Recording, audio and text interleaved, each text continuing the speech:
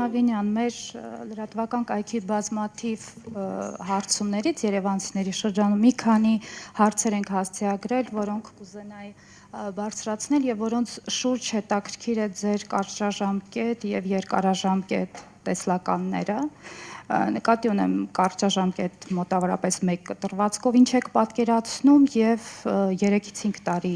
մոտավորապես հետո ինչ եք տեսնում տվյալ բնագավառում եւ ռազմավարությունը, եթե հնարավոր է դրա շուրջ բարձրաբանեք։ Հարցերը հետեւյալն են. օրինակ, ինչ փուլում է այս պահին Նուբարաշենի աղբավայրի այլ ենթակառուցվածքով փոխարինելու ձեր հայտարարությունը, այդ նախագիծը արդյոք սկսել եք կյանքի կոչել թե ոչ եւ 5 տարի հետո ինչ կունենանք աղբավայրի հետ կապված, ինչպիսի լուծումներ եք նախատեսում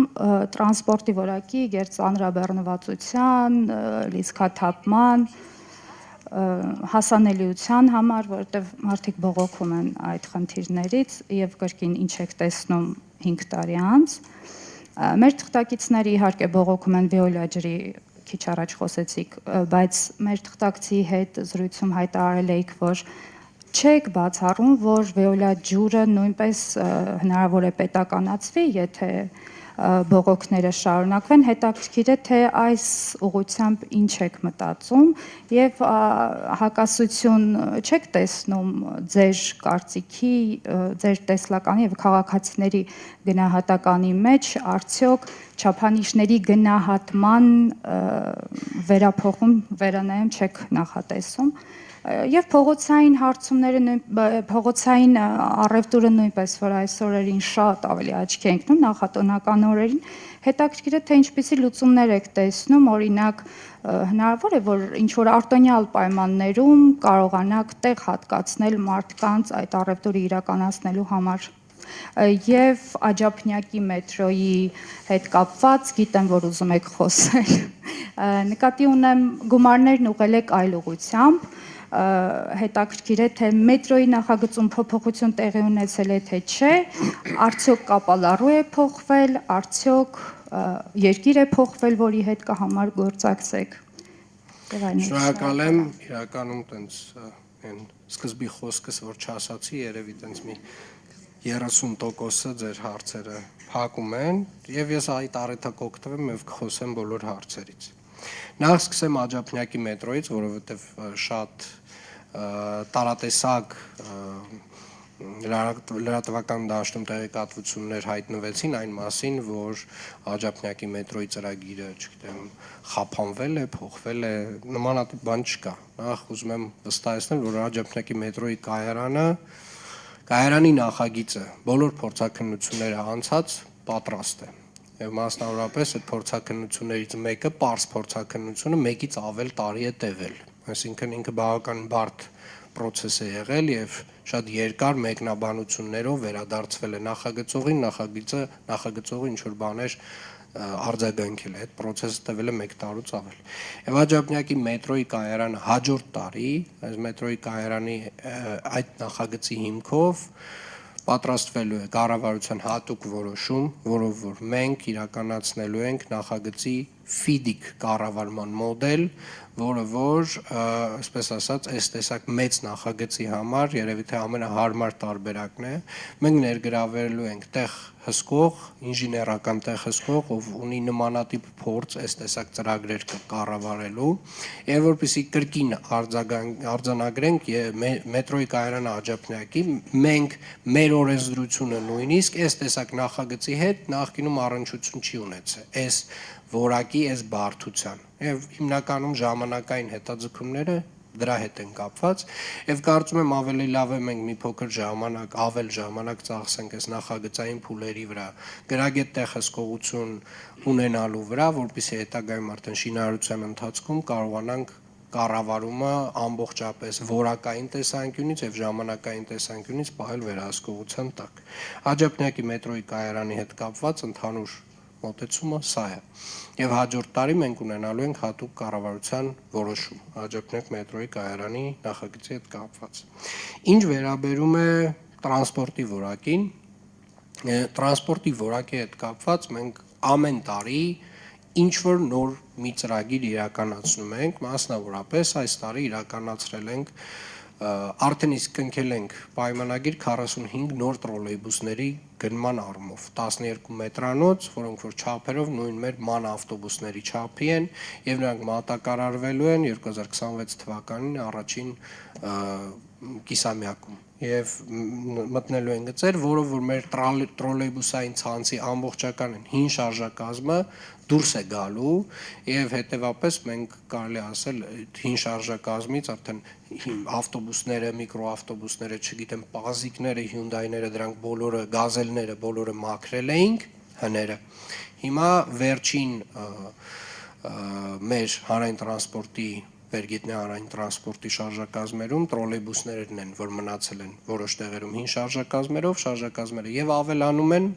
այսինքն գիծելը ավելանում եւ այդ բոլոր հին տրոլեյբուսները դուրս են գալիս կազմից։ Տրանսպորտի ոլորտում իրականացրել են կանգառների նոր կահավորումներ եւ եթե նկատել եք արդեն որոշ կանգառներում կան էլեկտրոնային էկրաններ, որտեղ որ երևում է մեր համակարգով ավտոբուսների ժամանման րոպեներ, այսինքն դու հստակ արդեն կանգառում ես կարողանում տեսնել, թե քանի րոպեից է ավտոբուսը գալու եւ սա հիմնականում են մարդկանց համար է, ովքեր որ չեն օգտվում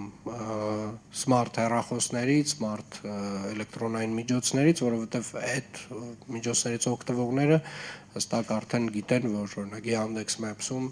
այդ ամբողջ տեղեկատվությունը հասանելի է ավելի քան 1 տարի առաջ։ Տրանսպորտի ոլորտում մենք ավելացրել ենք ավտոբուսային գծերի քանակը Երևան քաղաքում եւ շարունակելու ենք դա անել, որովհետեւ առաջին հերթին հետիոտնին առաջնահերթություն տալ եւ երկրորդ հերթին հանրային տրանսպորտին առաջնահերթություն տալը այլընտրանք չունի։ Եվ իրականում մենք պետք է գիտակցենք, որ նաև խցանումների կառավարման տեսանկյունից մենք պետք է որոշակիորեն մեր շարժակազմերը ավելացնելով մարդատար ավտոմեքենաներից մարդկանց տեղափոխենք դեպի հանրային տրանսպորտ։ Սրա մասին է նույն Աջափնյակի կայարանի կառուցումը, սրա մասին է նոր գնվող տրոլեյբուսները 45-ը, սրա մասին է 250 18 մետրանոց ավտոբուսների գնումը, որը պետք է իրականացնենք մոտ 2 տարի հետո։ Եվ կարծում եմ, այս ոլորտում մենք միջնաժամկետում ձեր ասած 3-ից 5 տարի հետո ունենալու ենք վերջնականացված հանրային տրանսպորտի բարեփոխում, ունենալու ենք ամբողջական շարժակազմ, որը որ պլանավորված էր այս քաղաքը սպասարկելու համար եւ ունենալու ենք ընթացքի մեջ Աջափնյակի կայարանի շինարարություն։ Ինչ վերաբերում է Նուբարաշենի աղբավայրին, Նուբարաշենի աղբավայրում վերջին շրջանում կարճաժամկետը ասեմ, վերջին շրջանում մեծ ծավալի աշխատանք է արվել, կանոնակարգվել են բոլոր ավտոմեքենաների մուտքերը, որոնք որ ժամանակին, այսպես ասած, ինչ որ անկանոն ձևով տարբեր ընկերություններ, տարբեր բեռնատարներ էին մտցնում Նուբարաշենի աղբավայր եւ այնտեղ աղբ թափում։ Այդ ամեն ինչը կանոնակարգված է, բոլոր գումարները ուղղվում են նոր աղբավայր ՓԲ, այսինքն մուտքի համար հստակ գին է սահմանված, կահավորված է ամբողջ աղբավայրը, տեսախցիկներ են դրված, լուսավորված է։ Շուտով հունվար ամսին երևի թե այց կիրականացնեմ եւ նաեւ կցուցադրեմ, թե ինչ է արվել այս փուլում։ Իսկ միջնաժամկետ եւ երկարաժամկետ ծրագիրը այսօր արդեն իսկ հայտարարեցինք, որ Նուբարաշենի հարակից տարածքում կենցաղային թափոնների կառավարման նոր գործարանի կառուցման երկփուլ մրցույթը հայտարարված է եւ այդ երկփուլ մրցույթի ժամկետն է մինչեւ մարտի 27։ Հետեւաբար մեր բոլոր գործընկերներին, միջազգային գործընկերներին, ովքեր որ ունեն այս ոլորտում փորձ,